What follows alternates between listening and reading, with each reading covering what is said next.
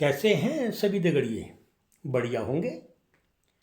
आज करीब 15 या 20 दिन बाद यूट्यूब के माध्यम से आप लोगों के सामने आ रहा हूँ। इस बीच में थोड़ा घुमक्कड़ी थी और कुछ मित्र हैं जो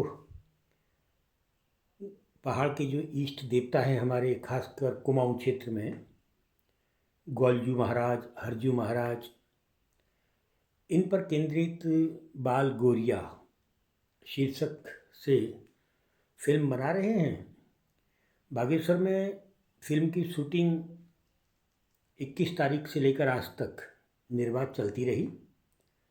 इसीलिए अपना समय मित्रों को दिया। बाला गोरिया की समीक्षा करने के लिए मैं आज यहाँ नहीं आया हूँ, बात मैं करूँगा, जल्दी करूँगा। फिल्म क्या है ये भी आप लोगों के सामने रखूँगा। आज तो मैं आप लोगों के बीच में सिर्फ वही बातें करने आया हूँ जो मैं करता रहता हूँ। बागेश्वर में आज हॉस्पिटल में एक नौजवान का शव आया हुआ था। बताया जा रहा है कि उसने आत्महत्या कर ली।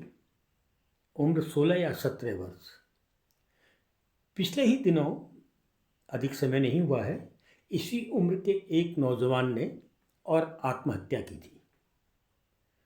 16-17 से लेकर 20-22 साल तक की उम्र को जब हम देखते हैं तो दुनिया में बदलाव की सभी लड़ाइयों का नेतृत्व करने वाली उम्र भी 16 से लेकर 20, 22, 24, 25 साल ही होती है।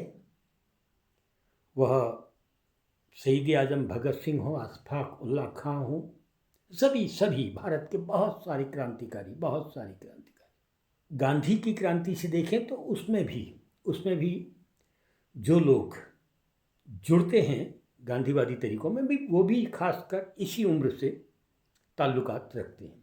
और यही वह उम्र भी है जिस उम्र ने दुनिया को बड़े बड़े अमीर उद्योगपति, लेखक, कवि, अदाकार, आर्टिस्ट दिए हैं। और इसी उम्र के बच्चे यदि किसी भी कारण से मौत को गले लगा रहे हैं तो इसे हल्के फुल्के में तो नहीं लिया जाना चाहिए। मैं बहुत साफ शब्दों में कहूँ कि वर्तमान दौर में जिस जीवन को हम लोगों ने स्वीकार कर लिया है या जिस जीवन को हमें उड़ा दिया गया है, जिस जीवन में घोड़े की तरह समाज हो गया है, जिसकी आंखों में दोनों ओर खड़ी पट्टियां खड़ी होती हैं, वो दाईं नहीं देख सकता, बाईं नहीं देख सकता, उसको सीधे सामने देखना है और चलते रहना है। यही स्थिति आज खासकर उन देशों में जहां पूंजीवाद या तो सक्रिय हो रहा है या सक्रिय हो चुका है या चरम में बढ़ रहा है। यदि आप समझते हैं कि इसके लिए सरकारें कहीं से कहीं तक जिम्मेदार नहीं हैं, राजनीतिक दल कहीं से कहीं तक जिम्मेदार नहीं हैं, तो आप गलत हैं। राज्य बनने से लेकर अब तक जो राजनीतिक दल आपके घरों तक घुस गए हैं, जो राजनीतिक दल हर गांव में अपना संगठन खड़ा करने में कामयाब हो गए हैं, भले ही वो गांव तक विकास नहीं पहुंचा पाए, भले ही वो गांव तक समरसता नहीं पहुंचा पाए, भले ही वो गांव को उनके अधिकार नहीं दिला पाए, लेकिन वो अपने संगठन को मजबूत करने के लिए आपके गांव तक घुस गए हैं। और उन्हीं राजनीतिक दलों की सरकारें उत्तराखंड में बन रही हैं। ऐसे में यदि बेरोजगारी की वजह से, नशे की वजह से, जटिल शिक्षा की वजह से, गरीबी की वजह से नौजवान आत्महत्या करने पर विवश हो रहे हैं, तो इसका सीधा जिम्मेदारी सरकार की होती है। इसलिए राजनीतिक दल सरकारों को बचाने की बयानबाजी तो बंद ही कर दें। दगड़ियों, नौजवान जिनके बूते से देश आज़ाद होता है, नौजवान जिनके बूते से हमें उत्तराखंड राज्य मिलता है, आप मुजफ्फरनगर, मसूरी, खटीमा, कि दर्दनाक खूंखार हत्याकांडों में जाके देखिए कि राज्य के लिए लड़ रहे लोगों को जब मारा जा रहा था तो मरने वालों की उम्र क्या थी? मार और कोई नहीं रहा था, यही राजनीतिक दल मार रहे थे जो सत्ताओं में पहुंचते हैं।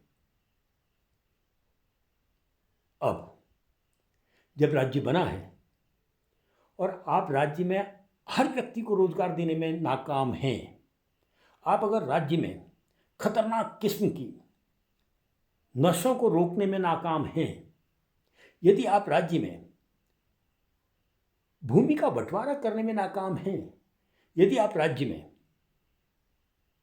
सहज सरल विकास को उतारने में नाकाम हैं, तो आपको सरकार में नहीं रहना चाहिए। दगड़ियों,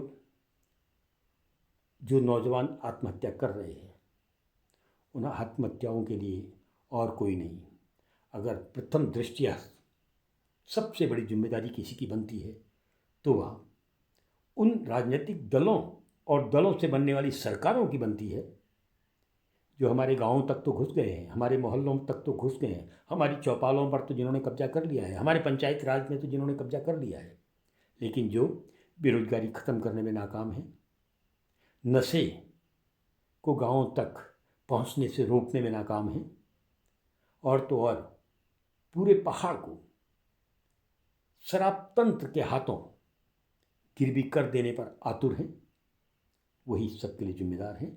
और इस जिम्मेदारी को और इस जिम्मेदारी का एहसास राजनीतिक दलों को और उनसे बनने वाली सरकारों को कराना ही होगा। फिर मिलता हूँ दगड़ियों, फिर मिलता हूँ।